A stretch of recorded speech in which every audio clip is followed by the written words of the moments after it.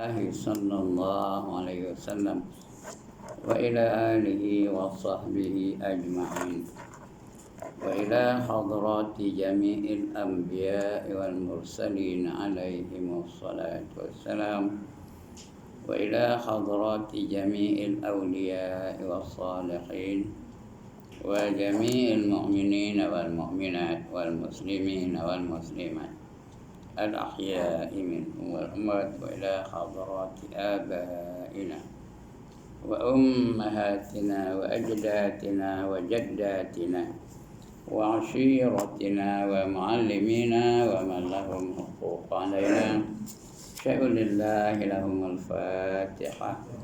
أعوذ بالله من الشيطان الرجيم. بسم الله الرحمن الرحيم. الحمد لله رب العالمين الرحمن الرحيم مالك يوم الدين إياك نعبد وإياك نستعين اهدنا الصراط المستقيم صراط الذين أنعمت عليهم غير المغضوب عليهم ولا الضالين آمين. الحمد لله نحمده ونستعينه ونتوب إليه ونستغفره ونعوذ بالله من شرور أنفسنا ومن سيئات أعمالنا. من يهده الله فلا مضل له ومن يضلل فلا هادي له. رب اشرح لي صدري ويسر لي أمري واحلل عقدة من لساني يفقهوا قولي. سبحانك لا علم لنا إلا ما علمتنا إنك أنت العليم الحكيم ولا حول ولا قوة إلا بالله العلي العظيم. أما بعد. Yang dimuliakan Tuan Pengerusi dan ahli-ahli jawatan kuasa Surau Ridwaniyah Banir Estate, yang berbahagia Tuan-Tuan Imam, Tuan-Tuan Bilal, Tuan-Tuan Guru, para alim ulama tempatan, ustaz-ustaz, ustazah-ustazah, pemimpin-pemimpin setempat, seterusnya tuan-tuan, puan-puan, hadirin hadirat, muslimin muslimat yang dirahmati Allah sekalian. Alhamdulillah, setinggi-tinggi kesyukuran kita panjatkan kehadirat Allah SWT kerana malam ini kita menutup kitab ni, baca penutup last malam ni. Kebetulan pula bulan depan bulan Ramadan. Jadi elok aja, habis aja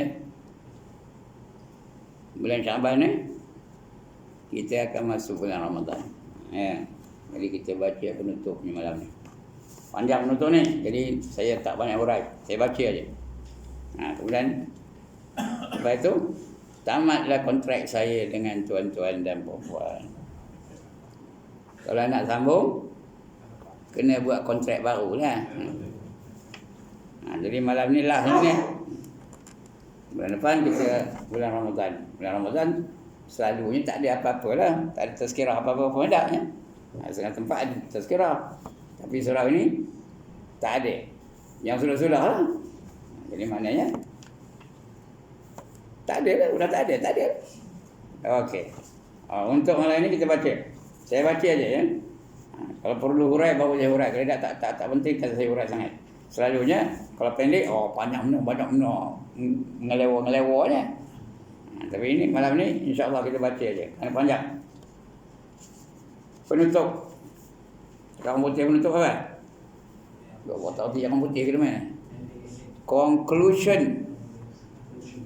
Penutup ya, conclusion. Penutup. Tatimah. Dekat Arabnya. Tatimah. Penutupnya. Selalu tu Imam doa, Allahumma khtim lana bi husnil khatimah. Itu tatimah penutupnya. Negeri akhirat. Memasuki syurga. Dan mendapatkan kerajaan Allah Subhanahu wa ta'ala adalah matlamat. Matlamat di situ. Kenapa kita sembahyang? Kenapa kita puasa Ramadan? Kenapa kita sedekah? Kenapa kita zakat? Kenapa kita baca Quran? Matlamatnya ialah syurga. Itulah kejayaan yang mutlaknya dapat syurga. Itu matlamat. Yang lain-lain itu alat aja. Kekayaan itu alat, kemasyhuran itu alat. Bukan matlamat. Matlamatnya nak dapat keredaan Allah Ta'ala.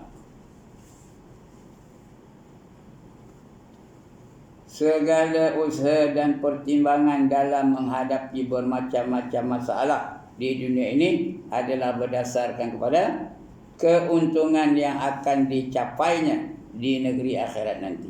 Kita berjuang untuk dapat syurga.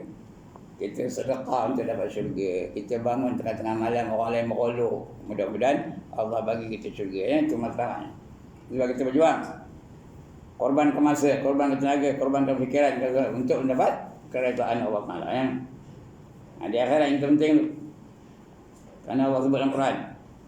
Ya, walal akhiratu khairul laka minal ula. Dan akhirat itu adalah lebih baik bagi kamu dan juga lebih utama. Oleh kerana itu kesedaran yang mendalam itu sampai ke hati, itu mendalam ya, mestilah wujud di lubuk hati bahawa negeri akhirat adalah lebih baik daripada dunia. Dunia ni kejap je pun, bukannya nak benar. Ya, umat Muhammad lebih lagi di akhirat di akhir zaman ni umurnya antara 60 hingga 70 tahun saja. Bukan lama benar. Ya, sudah dah 70 je. Tuan-tuan tak merasa, saya dah merasa. Sudah dah 79 tuan.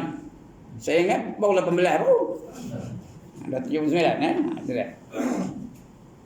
Jam telik, siang malam udah 80, udah 68, udah 65 dan sebagainya. Kita rasa tuan-tuan yang pencin. Lama bila kerja, sudah pencin je. Tetapi oleh kerana setiap orang yang hidup di dalam dunia ini adalah terpaksa mengikut sunnatullah di dalam pentadbiran dunia. Ikut sunnatullah, ikut peraturan Allah Ta'ala. Sunnatullah itu peraturan Allah Ta'ala ya, dalam dunia ini. Dan Allah dah datang ke 5 hukum. Apa saja kita buat mesti mengikut 5 hukum. 5 hukum tu lah. Wajib, haram, sunat, makruh, harus. Apa saja kita buat, ikut 5 hukum tu. Yang wajib mesti buat, yang haram mesti tinggalkan, yang sunat elok dibuat, yang makruh elok ditinggalkan, yang harus jadikan ibadah. Itu namanya sunnatullah bukan dalam mentadbiran dunia. Maka terpaksalah ia hidup dengan mengambil kira persekitaran yang ada di sekelilingnya. Ia telah diwajibkan mencari nafkah. Itu persekitaran. Dah ada keluarga, wajib mencari nafkah untuk saraan diri sendiri dan keluarga yang ditanggungnya. Dan ia terpaksa pula berusaha untuk mendapatkan harta benda. Macam mana nak pergi Mekah, macam mana nak pergi haji, macam mana nak berzakat, kalau tak ada harta. Yang akan digunakan bagi membantu orang lain yang kurang.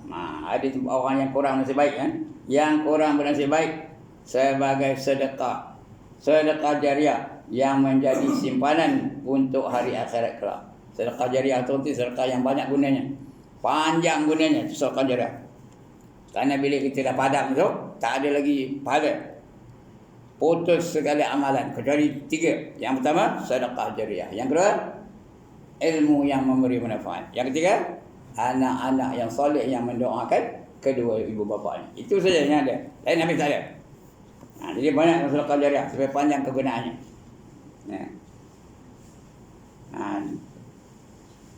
Jadi kena bantu orang lain. Sedekah jariah tu bantu orang lain. Siapa banyak duit tak tahu ke mana nak alihnya, bagi saya insya-Allah. Saya ada kumpulan anak yatim 211 orang boleh ada. Satu kumpulan satu apa tu? Satu pertubuhan 211 orang anak yatim. Insya-Allah saya zakat di situlah. Untuk diri akhirat kelak, untuk akhirat. Maka dunia ini adalah tempat bertanam. Dalam dunia tanam je. Ad-dunya mazra'atul akhirah. Dunia ini tempat kita bercocok tanam untuk akhirat. Kita tanam buahnya, terima di mana? Di akhirat. Hasilnya di akhirat. Di dunia ini tanam je. Artinya di dunia ini kita ibadat aja. Jangan ada keuntungan dunia ni. Jangan harap keuntungan dunia. Tapi siapa kerja akhirat, dunia akan datang sendiri. Pasti tu. Ikut akhirat, kejar akhirat, jangan takut tentang dunia. Dia akan datang. Dia akan datang. Dia kejar kita. Tapi sampai kejar dunia, dapat dunia lah. Akhirat tak dapat apa ya. Panjang ni kalau nak hurai ni tak ada cerita lain ya. Maka dunia ini adalah tempat bertanam dan akhirat adalah tempat memetik buahnya. Dan dunia ini merupakan wasilah atau perantaraan, cara, method, wasilah atau jambatan yang mesti dilalui untuk sampai ke negeri akhirat. Nak pergi akhirat kena ada dunia dulu. Ya, di dunia ni kena buat apa yang diperintah oleh Allah Taala dan tinggalkan apa yang dilarang oleh Allah Taala. Nanti akan dapat hasilnya di akhirat kelak. Ya, beriman dan amal soleh dapat syurga, dijanji Allah. Barang siapa beriman dan amal soleh dijanjikan syurga. Ya, ada dah ayatnya. Walladzina amanu wa amilus solihat ulaika ashabul jannah hum fiha khalidun. Atas dasar inilah umat Islam digalakkan berusaha. Bukan duduk diam je, usaha. Cari rezeki. Ya, Allah khabar. Ya. Cari rezeki. Fa idza qudiyatis shalah fantashiru fil ardi wabtaghu min fadlillah. Apabila telah mendirikan sembahyang, maka bertebaran kamu di atas muka bumi ini dan cari rezeki-rezeki yang dinantikan atau disediakan oleh Allah Taala ya. Jadi cari rezeki. Apa dia cari rezeki? Digalakkan berusaha atau berniaga, mendirikan binaan dan sebagainya. Malah untuk mengatur hal-hal ini, Islam telah mensyariatkan hukum hakam yang berkenaan dengan masalah muamalat. Ada satu section dalam Islam ni namanya muamalat. Muamalat artinya perhubungan antara manusia. Hal jual beli, hal sewa menyewa, hal niaga, itu namanya muamalat kan. Dalam Islam ni ibadah ada 4 rukun, ada 4 section. Pertama ibadah, hubungan kita dengan Allah aja, puasa, zakat, haji dan sebagainya. Yang kedua muamalat, hubungan sesama manusia. Yang ketiga munakahat. Apa munakahat? Hubungan kekeluargaan.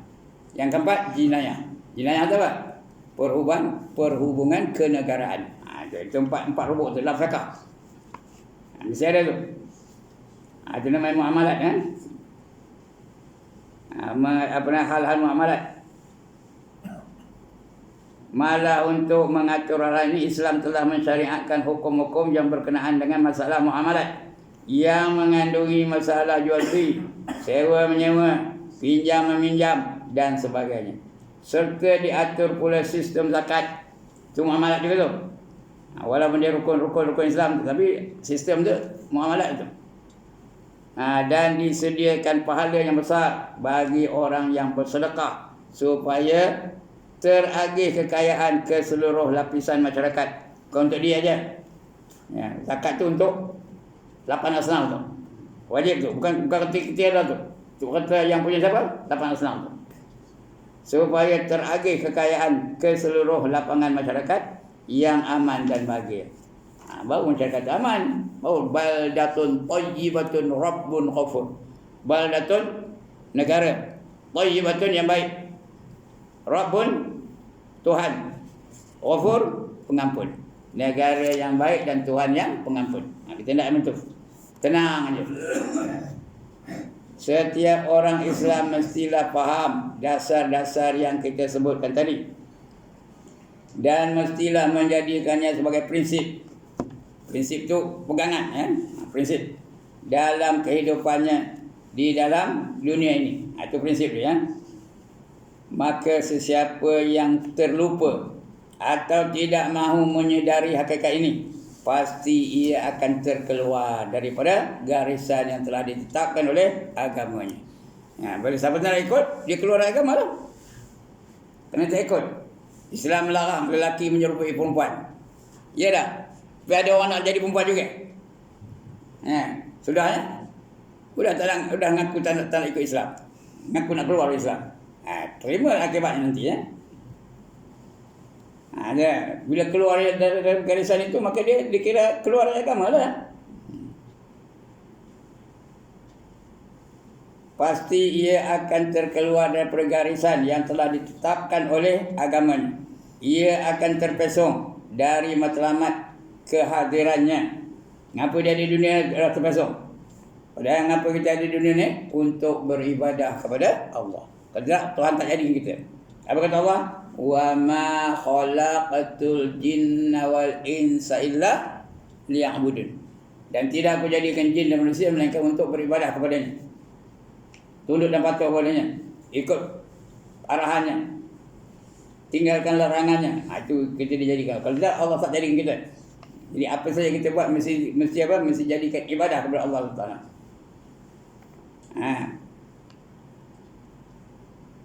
Kemudian ia akan terpesong dari matlamat kehadirannya dalam dunia ini. Lalu ia menjadikan hidup dalam dunia ini untuk dunia, dan segala pertimbangannya adalah berdasarkan kepada keuntungan duniawi semata-mata. Duniawi saja. Keuntungan duniawi saja. Bukan berdasarkan kepada keuntungan, bahkan terkadang-kadang ia melakukan perkara-perkara yang pada zahir berbentuk akhirat. Pada zahir bentuk akhirat. Macam saya ngajar. Pada zahir bentuk akhirat dia. Tapi boleh tak jadi dunia? Boleh tak jadi saya ngajar jadi dunia? Boleh. Khabar pada Cikgu Syahid, if you don't give me this much, I'm not going to teach you. Macam? Akhirat ke dunia tu? Akhirat ke dunia tu? Dunia tu ya. Tapi sebab itu never put a price on yourself. Jangan letak harga diri.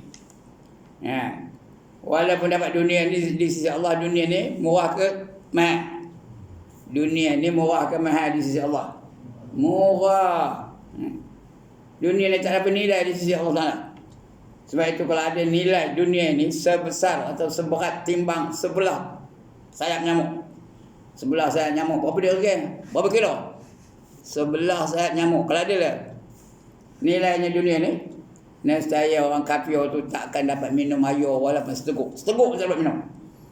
Tapi nilai dunia ni, sekarang ni dapat orang kafir tu minum. Bukan saja seteguk. Bertangki-tangki boleh minum ya. Arak tu minum bertangki-tangki. Boleh belaka. Itu menandakan dunia ni tak ada nilai di sisi Allah Taala. Kita itu yang kita kejar dunia ni. Padahal nikmat dalam dunia ni hanya ada 1% saja. Yang dinantikan Allah di syurga besok ada berapa lagi? Bakinya berapa? 99%. Jadi rugilah siapa kejar dunia ya. Sebab Allah dalam Quran, wa mal hayatud dunya illa mata'ul ghurur. Dan tidak ada kehidupan di dunia ni melainkan mata benda yang menipu daya saja. Rugilah ya. Bahkan terkadang ia melakukan perkara-perkara yang pada zahirnya berbentuk akhirat, tetapi matlamat dan tujuannya adalah semata-mata untuk mendapat keuntungan dunia. Yang fana, apa itu fana? Yang akan binasa. Kullu man 'alaiha fan. Fana dunia ni, semua binasa. Malaikat maut pun mati, yang tak mati siapa? Hanya Allah Taala saja. Yang lain semua mati. Malaikat mati, manusia mati, burung mati, pokok mati, binatang mati, ikan mati, semua mati. Yang tak mati hanya Allah Taala. Kenapa? Kerana Allah hidup bukan dengan nyawa. Sebab dia tak mati. Dia hidup dengan sifat Al-Hayyu. Nyawa itu ciptaan Allah.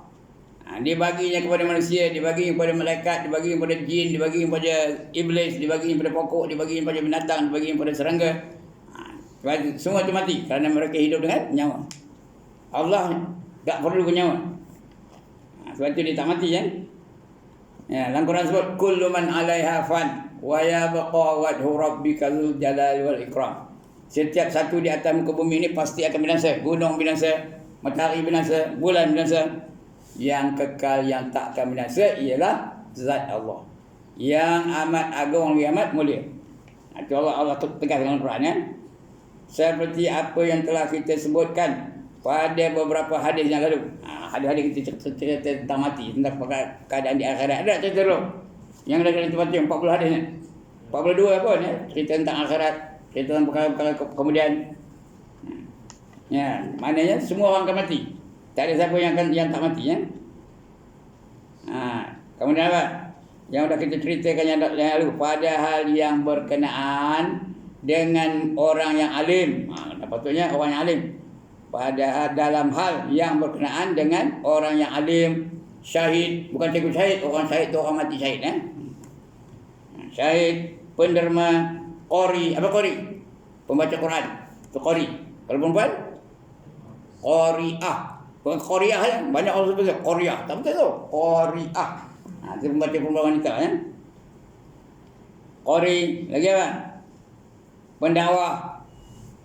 Penyeru. Pendakwah tu penyeru. Termasuk orang cakap ni pendakwah itu. Dan penuntut ilmu. Tuan-tuan dan perempuan ni penuntut ilmu ni.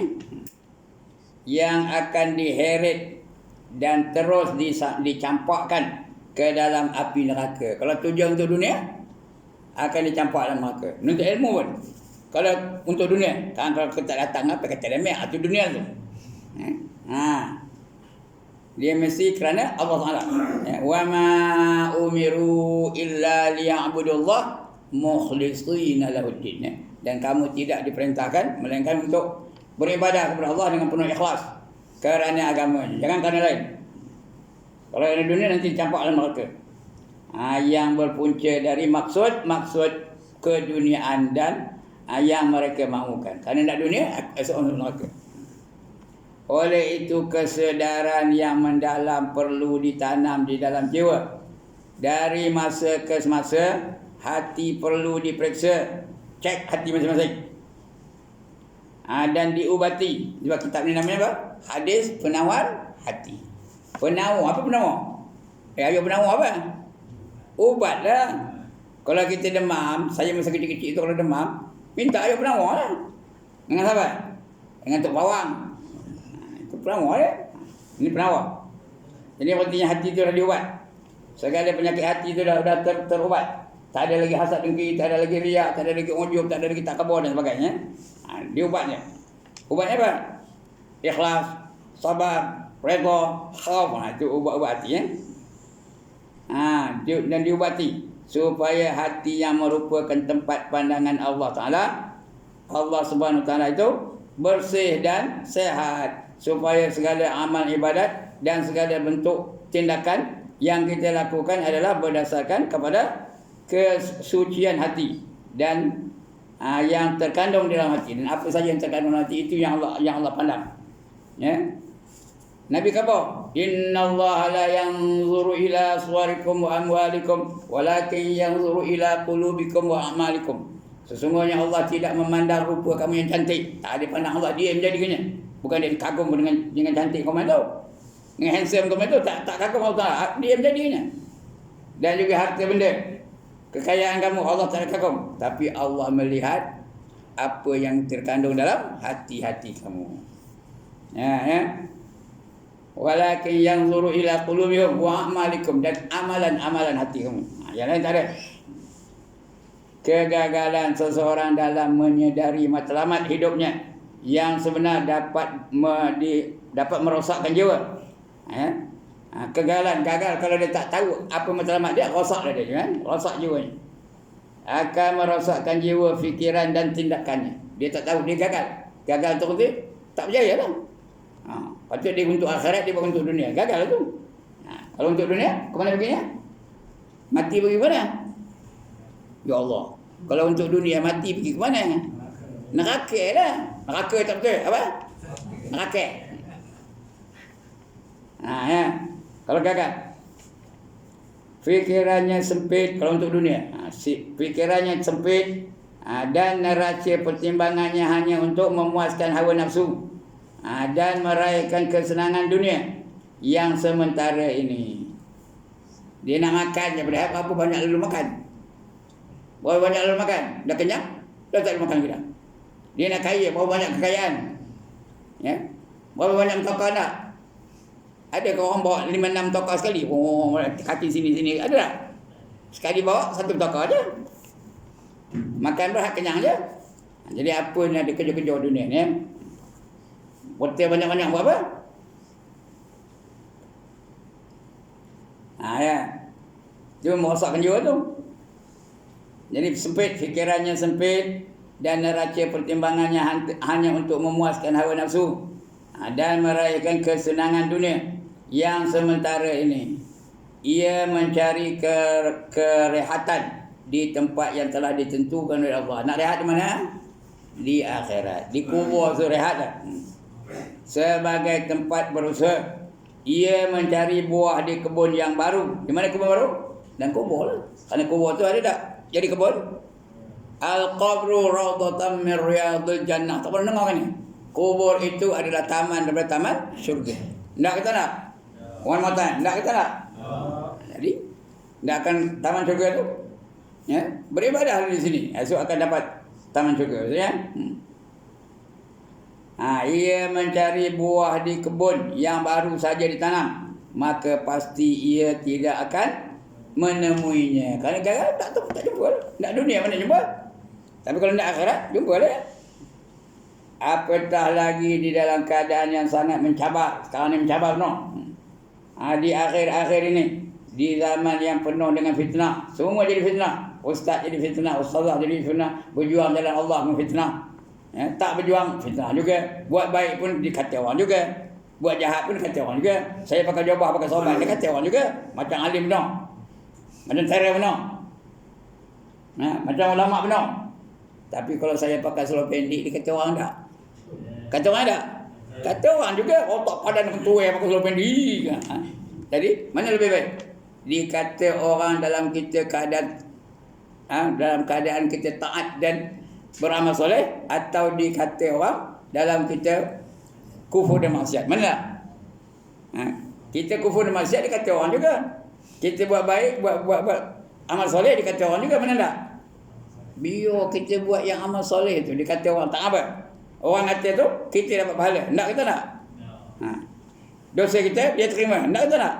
Biar kata orang. Siapa nak kata kita? Kata kita nak umpat. Umpat je boleh umpat. Apa? Untung di akhirat ni, untung dunia ni mungkin tak ada untung ya. Itu dia. Itu keadaan sekarang ni yang mencabar di akhir ini, di zaman yang penuh dengan fitnah dan ujian. Iman kita diuji dengan dahsyatnya oleh suasana persekitaran yang banyak bercanggah dengan nilai-nilai keimanan. Tambah sekarang yang menguasai dunia ni orang kafir ke orang beriman? Orang kafir. Jadi kerana mereka berkuasa itu, banyak orang-orang beriman tertarik dengan kekufuran. Ya? Kita sangat terdedah kepada perkara-perkara yang mengakibatkan kemurkaan Allah Ta'ala. Ya, macam-macam ada. Muzik-muzik yang meliarkan, ekonomi yang menindas, pergaulan bebas antara sini, perzinaan yang berlaku, dia meluas, yang kata-kata. Terdedah kita dengan itu. Jadi payah nak payah nak mengelakkannya. Payah nak menghindari daripada perkara-perkara itu. Ya. Kemana kita melepaskan pandangan, maka di situ kita melihat perkara yang mungkar. Tengok di kiri nampak mungkar, tengok kanan nampak mungkar, tengok ke depan nampak mungkar, tengok belakang nampak mungkar. Tengok kau tak bingung, nampak mungkar juga. Semuanya, semua kemungkaran ya. Ya.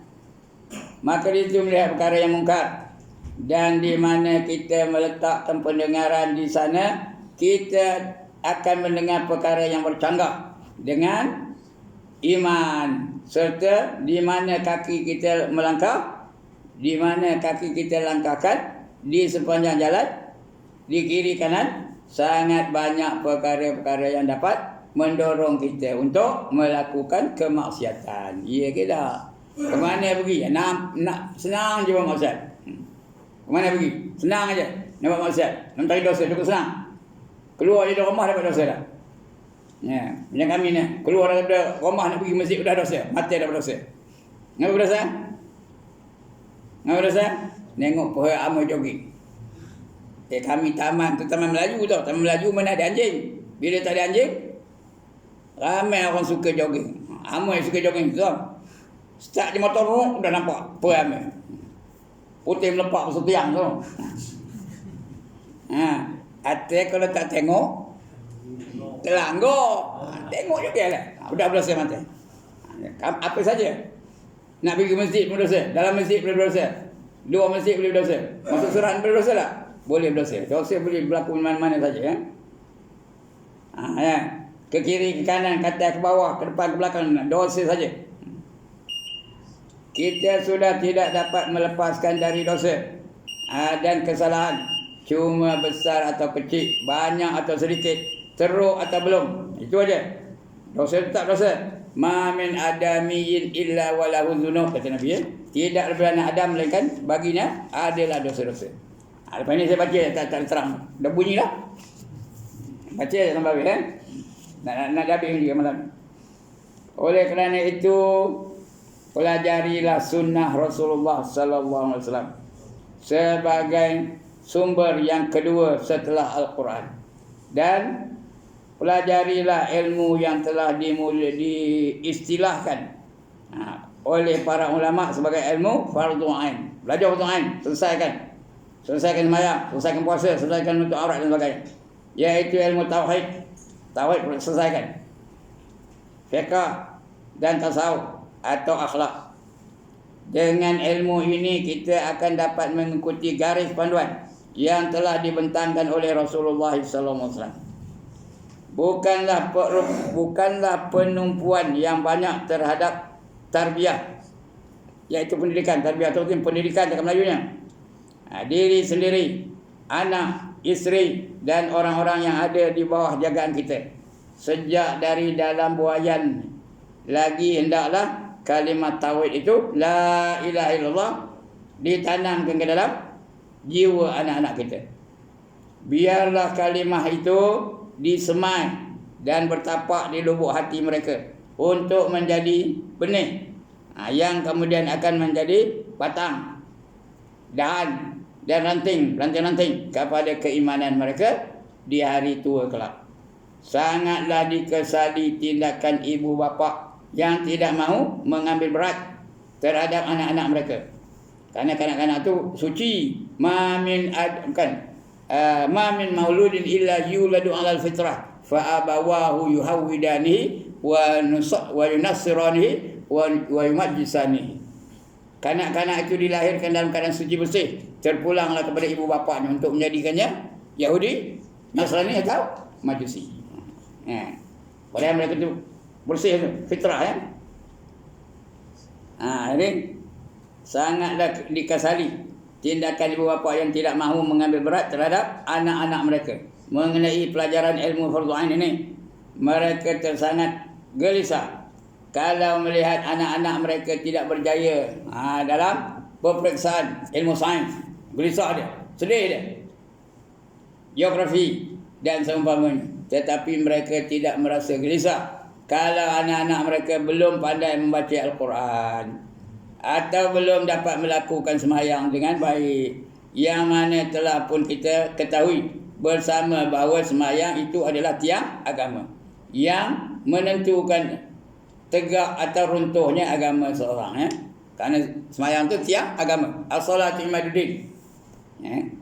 Apakah syaitan, apakah alasan yang akan dikemukakan kepada Allah di hadapan Allah nanti apabila kita disoal disoal siasat tentang tentang bimbingan yang diberikan kepada isteri dan anak-anak.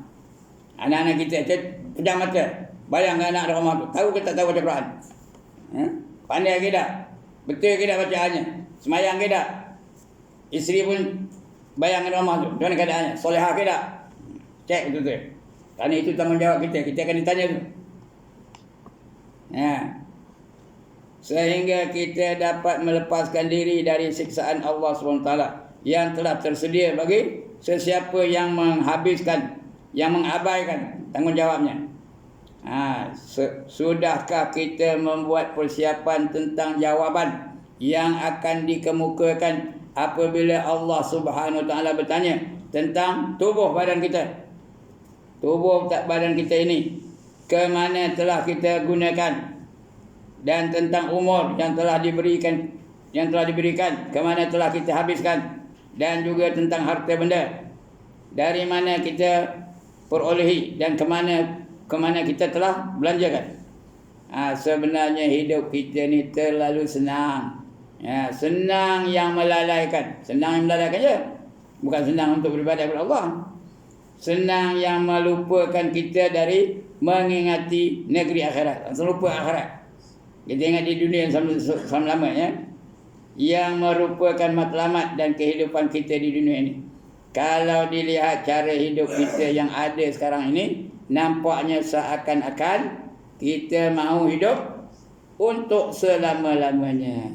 Kita mengejar dunia dan menghabiskan masa untuk mencari kepuasan hidup di alam yang telah pun ditentukan oleh Allah Ta'ala.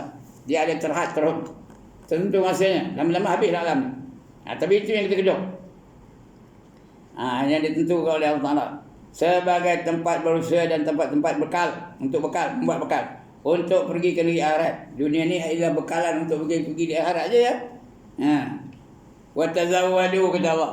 Fa inna khairaz zadi taqwa. Carilah kamu akan bekalan, maka sebaik-baik bekalan itu ialah sifat takwa. Itu Allah perintahkan itu. Maka apabila masa sudah suntuk, badan sudah letih dan mata pun sudah mengantuk, di ketika itu barulah kita ingin mencari kebahagiaan, kebahagiaan abadi. Pada masa itu barulah kita duduk bersila untuk mengaji ilmu fardu ain. Pasal dah tua. Otak pun tak nangkap lagi dah. Masa itulah nak ngaji fardu ain, nak belajar sembahyang. Padahal adik Batam tak kenal lagi. Ilmu yang menentukan harga diri kita di sisi Allah SWT. Maka kalau begini nasib akhirat yang merupakan matlamat kehidupan kita, rasanya tak menasabah kita mengharap untuk menjadi penghuni syurga. Nak syurga itu Firdaus tu. Yang tertinggi syurga Firdaus ya. Nak penghuni syurga Firdaus yang tinggi itu. Kita memang tidak mampu untuk mengikuti sepenuhnya. Sepenuhnya tak mampu. Daripada kehidupan Rasulullah SAW, nak mencontohi Rasulullah 100% memang tak mampu ya. Rasulullah semayang sampai bengkak-bengkak kakinya. Kita bengkak-bengkak mata. Kenapa? Bengkak mata? Asyik mengeluh aja. Tapi Rasulullah sampai bengkak-bengkak kakinya. Sampai dia tegur Aisyah, kenapa kamu teruk-teruk pula ya Rasulullah? Sampai bengkak-bengkak, sampai jatuh-jatuh, hari sekali itu sampai terduduk dia. Tengah berdiri, duduk. Dia mind over body. Dia tengah sono, terus duduk. Body tak tahan. Lembut dia Rasulullah jawab. Afala an akuna abdan syakura, kata Rasulullah. Tak boleh aku menjadi hamba yang bersyukur. Kita tak. Jadi kalau nak cerita panjang tu. Jadi kita memang tak mampu untuk mengikuti sepenuhnya daripada kehidupan Rasulullah SAW dan kehidupan para sahabatnya. Kalau boleh 1/10 pun boleh tu. Kalau boleh 1/10 sudah cukup. Kalau boleh 1/10. Cuba bayangkan 3 bulan api tidak menyala di dapur isteri Rasulullah. 3 bulan tak menyala api. Tak ada masak. Apa benda tak ada. Bayangkan tu. Kalau kita belundan balik dia pagar tu. Abang, gula dah habis. Ya ke tak? Ya ke dah. Sabuat. Tapi tak ada isteri ni. Tak ada. Boleh sedap ya. Hati kita mau pun tu juga. Balik-balik tu. Udah masak belum? Padahal barang apa tak ada. Apa nak masak benda tak ada? 3 bulan api tidak menyala di dapur isteri Rasulullah sallallahu alaihi wasallam. Yang 9 orang tu sekali bersama Rasulullah tu 9 orang. Isteri Rasulullah 11 semuanya. Tapi Khadijah dah meninggal dunia dulu. Kemudian ada seorang tu, bukan isteri tu, seorang tu gondek dia. Namanya Mariyatul Qibti ya. Tapi isteri dia betul 9 orang yang bersama dengan dia. Yang 9 orang tu baginda yang tidak berdosa. Ya. Baginda yang tidak berdosa itu berzikir dan bersemayam di waktu malam sampai bengkak-bengkak kedua kakinya. Mulut baginda tidak pernah kering daripada menyebut nama Allah Subhanahu Wa Taala, dan hati baginda tidak pernah lalai dari mengingatinya. Begitu juga para sahabatnya yang hidup mengelilinginya. Mereka sangat setia kepadanya. Sahabat pun juga. Ali sanggup berkorban nyawa untuk Rasulullah. Abu Bakar pun juga berkorban nyawa untuk Rasulullah. Umar pun juga. Osman pun juga. Itu sahabat-sahabat. untuk Rasulullah, sanggup berkorban nyawa untuk Rasul. Ya. Itu sahabat ya. Ada yang bersedia mendermakan seluruh harta bendanya. Siapa ni? Seluruh hartanya siapa? Abu Bakar As-Siddiq. Ya. Habis seluruh hartanya. Ada yang bersedia mendermakan seluruh harta padanya. Ada yang meninggalkan tanah air, tempat tumpah darah, dan meninggalkan segala harta kekayaan yang dimilikinya, serta meninggalkan anak saudara yang dicintainya. Yang antara siapa? Abdul Rahman bin Auf. Ya. Abdul Rahman bin Auf tu korporat Mekah ketika itu. Tapi bila dipanggil hijrah, pergi tinggal segala perniagaan. Ya. Tinggal segala kekayaan yang dimilikinya serta meninggalkan sanak saudara yang dicintainya. Lalu datang berhijrah ke Madinah dengan membawa 10 jari dan memulakan kehidupan yang baru dengan serba tidak ada. Dan ramai pula di kalangan mereka yang sanggup gugur di medan perang, mati syahid ya, sebagai syuhada. Syuhada tu plural. Ya, kalau ramai dipanggil syuhada, kalau seorang syahid. Ya. Dan bermacam-macam lagi jenis pengorbanan yang telah mereka lakukan sebagai amalan yang akan mereka terima, yang akan mereka terima balasannya di sisi Allah Subhanahu Wa Taala pada hari kiamat nanti. Ya, pada hari itu balasan nanti Allah. Kalau dia syahid, masuk syurga tanpa hisab. Itu orang syahid kan? Itu di akhirat nanti. Ya, kemudian maka di sana di manakah kita? Soalannya di mana kita? Mereka itu untuk syahid, untuk bahagia di akhirat. Kita di mana? Apa yang telah kita lakukan? Adakah kita telah membuat simpanan kebaikan yang dapat ditunjukkan kepada Allah Subhanahu Wa Taala? Itu ada tak benda nak kita tunjuk kepada Allah? Aku dah buat ini ya Allah. Aku dah berjihad ya Allah. Ada tak? Kalau tak ada, apa nak kita jawab itu? Kita akan jumpa dengan Allah juga. Berapa lama lagi? Ada 100 tahun lagi? Ada 50 tahun lagi? Jadi itu kena cek.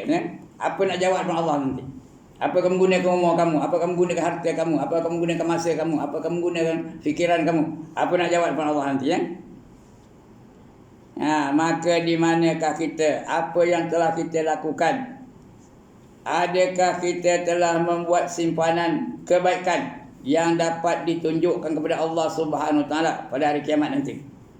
Apabila persoalan seperti ini dikemukakan kepada kita, rasanya kelu lidah kita untuk menjawabnya. Tak boleh jawab pun, saya pun tak boleh jawab.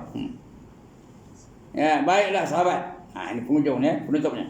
Baiklah sahabat ini ya. Kita masih belum terlambat. It is not too late to repent. Ya, pintu taubat Allah sentiasa terbuka. Tak ada tutup lagi. Masih terbuka lagi. Sekarang terbuka tak? Ada peluang lagi tak? Ada peluang. Masih ada harapan. Ya?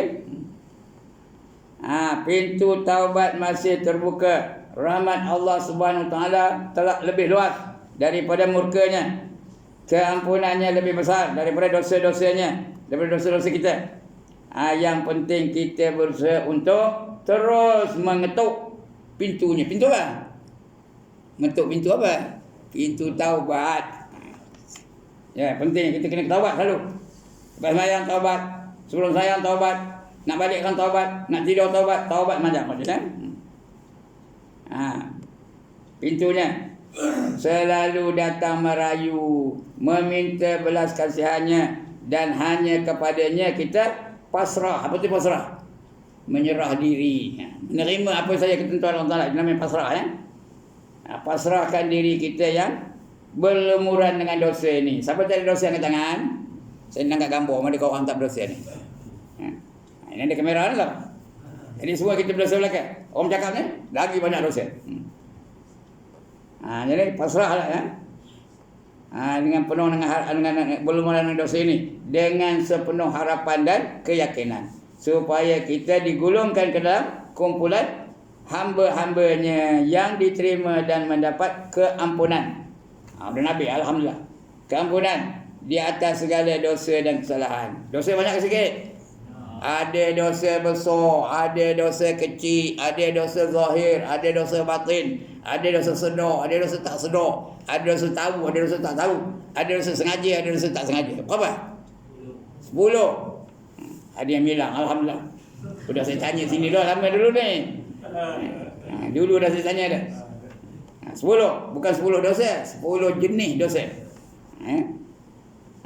Ke atas segala dosa dan kesalahan, dijauhkan daripada siksa, dijauhkan daripada siksa neraka, dan bertuah untuk menjadi penghuni syurga yang kekal abadi. Kalau dapat syurga betul tak? Betul lah. Di hujungnya dibuatnya nasyid tawad namanya. Ilahi lastulil firdaus ya ahlan wala aqwa ala naril jahimi fabli taubatan waghfir dhunubi fa innaka ghafiruz zambil azimi. Itu nasyid ni tau. Boleh berlagu ni. Tahu tak mana bunyinya?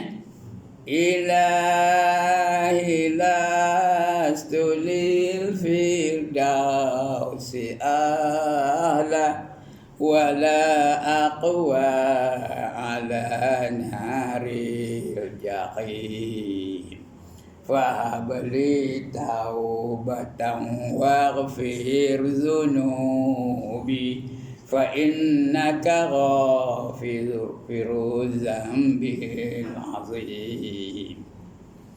Ilahi lastulil firdaus ahlan wala aqwa. Ya Tuhanku, aku ni tak layak dengan syurga firdaus. Wala aqwa ala naril jahim. Aku tidak pula sanggup menanggung siksa neraka kamu. Fahabli taub oleh dan bukan, terimalah taubat aku. Fahabli taubatan waghfir dhunubi. Terimalah taubat aku dan ampunkanlah segala dosa-dosaku. Fa innaka ghafiruz zambil azim. Sesungguhnya kamu pengampun dosa-dosa yang besar. Yang dosa pun kamu ampun kan? Kecuali dosa syirik. Yang lain semua diampunkan oleh Allah Taala ya.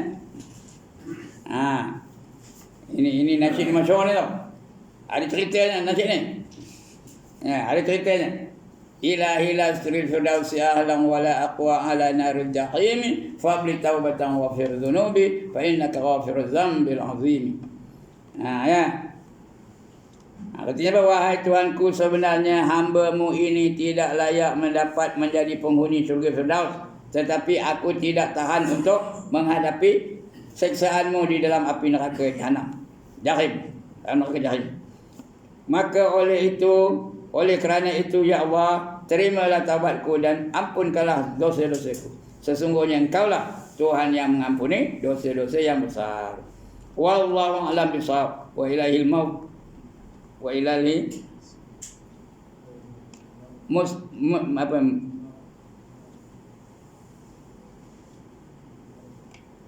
tak nampak ya. Wal maaf apa? Wa sallallahu ala sayyidina Muhammad wa ala alihi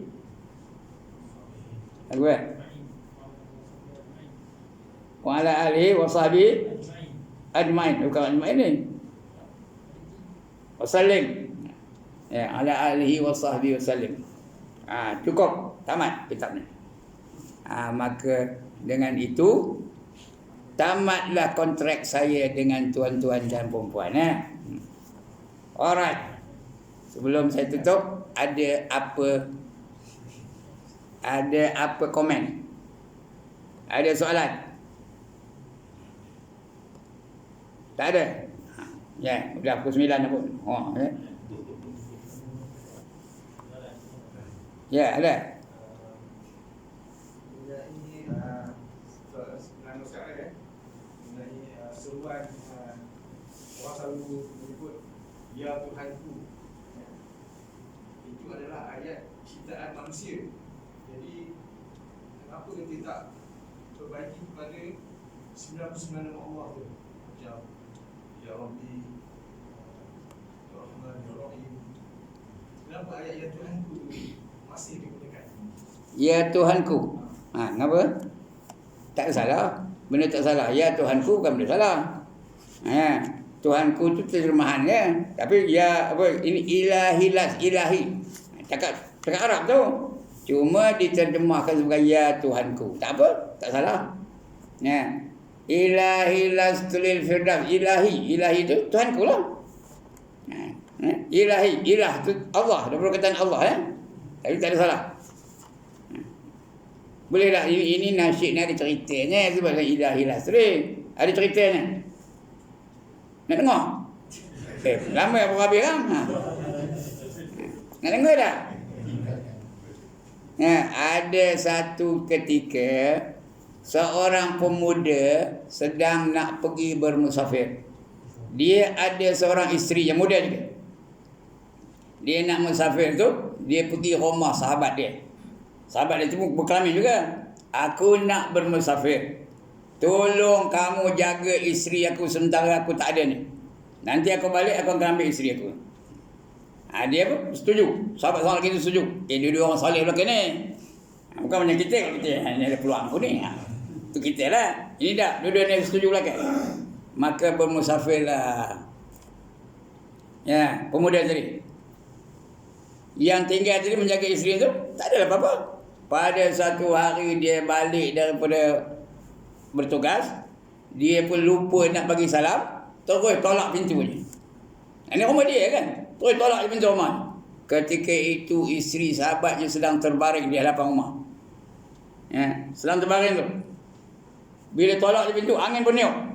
Bila ditiup angin, tersingkaplah kain isterinya tu. Bukan isteri dia, isteri sahabat tadi. Tersingkap kain. Maka terkeluarlah betisnya. Betis aja. Bukan salah kata betis aja.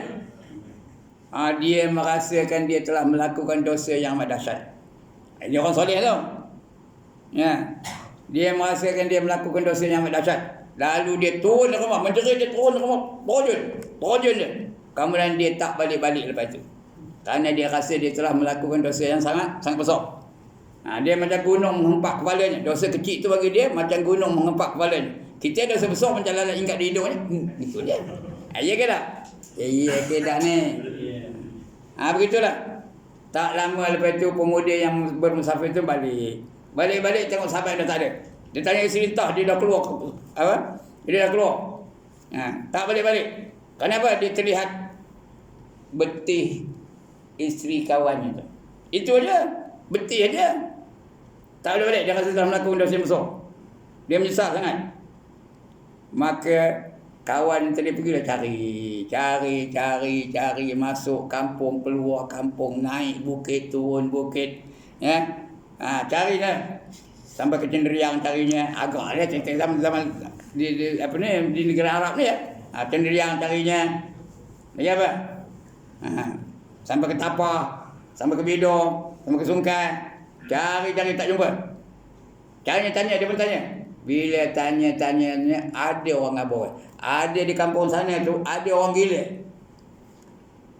Tiap-tiap hari dia mendayu-dayu menyanyi-nyanyi katanya. Dia orang gila. Mungkin dia tu agaknya. Dia pun cari, tak lama lepas tu dia dengar suara dekat jauh. Ini lah Ilahi lastunil firdausi ahla wala aqwa ala naril jahim fahabli taubatan waghfir zunubi fa innaka ghafiruz zambil azim. Maknanya di sini. Maka dia pun kejar. Pergi dapat suara tu. Memang jumpa dia. Memang betul kawan dia, sahabat dia. Maka berpeluk-peluk dia. Dia bertanya, kenapa kamu sampai begini? Aku telah melakukan dosa terhadap kamu. Aku telah melakukan dosa isteri kamu. Aku kata sahabat aku dah ampunkan. Aku dah maafkan kamu. Balik kita. Maka baliklah kedua-dua mereka. And they live happily ever after. Faham tak? End of story. Lagi? Habis? Sekian dulu. Sampai tamat kitab ni. Saya ucapkan tahniah kepada tuan-tuan kerana dapat menamat kitab ni. Dah dua kitab tamat dah. Dulu Hidayatul Salikin, ini kita ini pula. Alhamdulillah. Sebelum itu dah tamat. Itu sebelum itu banyak yang tak ada ni. Orang baru pula ni. Yang dulu tak ada. Tamat kitab apa? Sebelum ni. Penawar bagi hati. Dah tiga kitab tamat lah. Jadi tahniahlah kepada tuan-tuan. Mudah-mudahan kita dapat ilmu yang bermanfaat dan dapat kita amalkan bersama, dapat kita ganjarannya nanti di akhirat kelak. Sekian. Tak ada soalan lagi?